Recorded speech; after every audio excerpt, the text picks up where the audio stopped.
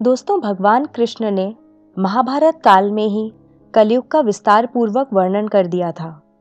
कलयुग में लोग कैसे होंगे, जीवन कैसे व्यतीत होगा, लोगों का व्यवहार एक दूसरे के प्रति कैसा होगा, यह सब उस काल में ही बताया जा चुका था।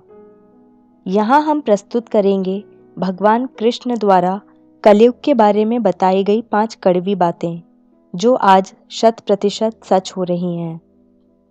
महाभारत काल में पांचों पांडवों के मन में कलयुग के बारे में जानने की जिज्ञासा थी।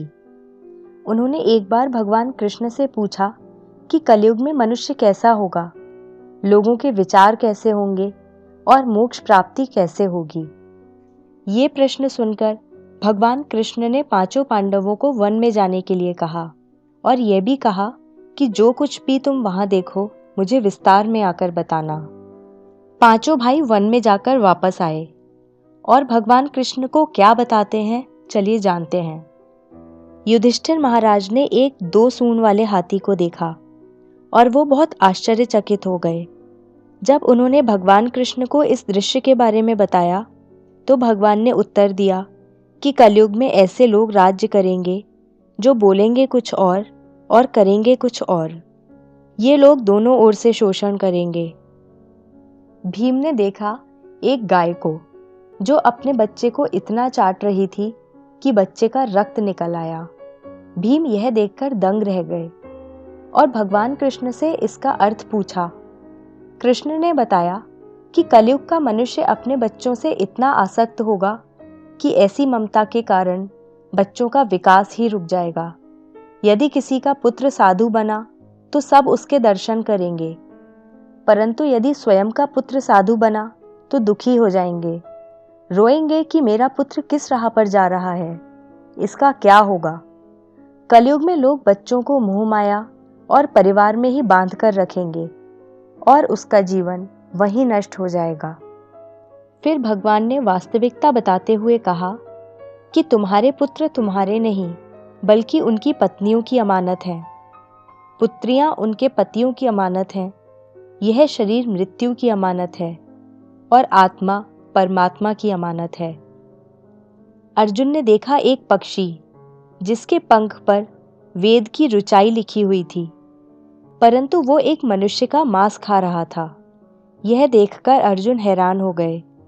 इस पर भगवान ने बताया कि कलयुग में ऐसे लोग होंगे जिन्हें विद्वान कहा जाएगा, किंतु उनकी मंशा यही होगी कि किसकी जल्दी मृत्यु हो और उसकी संपत्ति को अपना लिया जाए।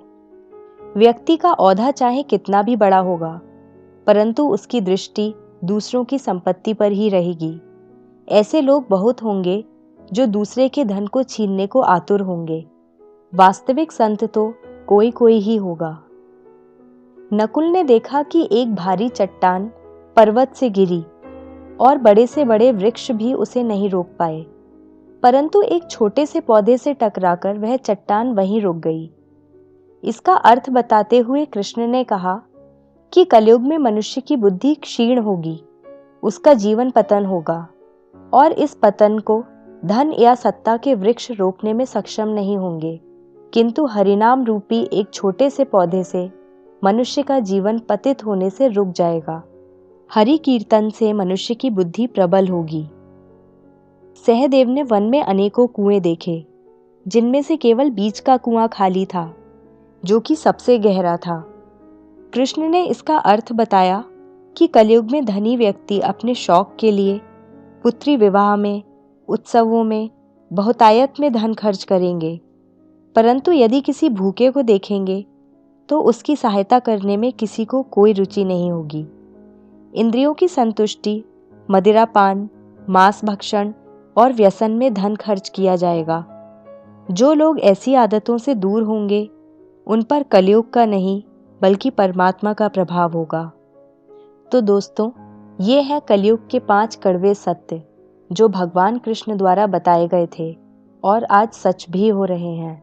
हम अपने आगे के वीडियोज़ में भी चर्चा करते रहेंगे भगवद गीता, रामायण तथा महाभारत के अन्य तथ्यों की।